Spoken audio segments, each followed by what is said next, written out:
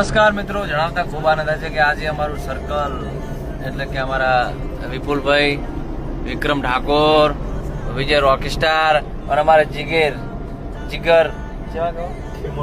જીગર ખીમોણા અમે બધા પગપાળા યાત્રા માટે એટલે કે ચોટીલા જતા પગપાળા યાત્રી માટે અમે એક સેવાનું ફ્રૂટ બધું લઈને જઈએ છીએ ચોટીલા.